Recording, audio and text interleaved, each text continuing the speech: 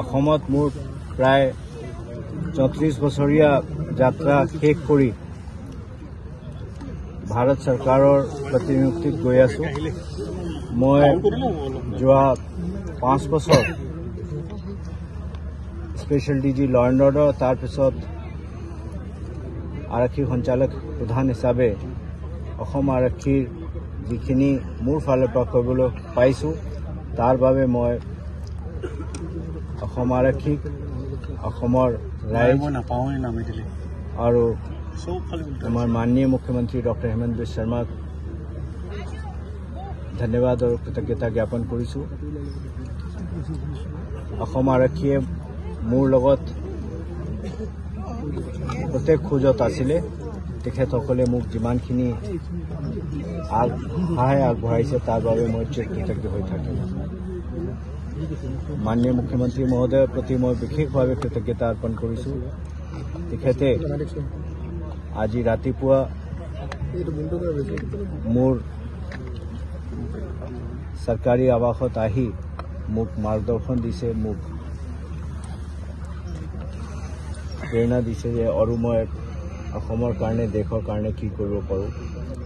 তাৰ বাবে মই তেখেতক বিশেষভাৱে ধন্যবাদ জনাব খুজিছোঁ। তেখেতক মই কৃতজ্ঞতা অৰ্পণ কৰিব খুজিছোঁ।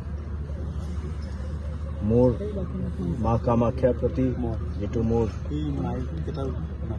আৰাধনাৰ ভাৱ আছে সেইখিনি মই বাৰে বাৰে ক'ব নালাগে, তথাপিও মই বিশেষভাৱে এইটো আজি ক'ব খুজিছোঁ, কাৰণ আজি মই আৰু মোৰ পৰিয়াল যি পজিশ্যনত আছে এইটো মা কামাখ্যাৰ আশীৰ্বাদতে আছে। তেখেতক মই আকৌ এবাৰ নমন কৰিছোঁ। শেষত মই অসমবাসী ৰাইজৰ প্ৰতি মোৰ কৃতজ্ঞতা, মোৰ অভিনন্দন, মোৰ শুভেচ্ছা জ্ঞাপন কৰিছোঁ।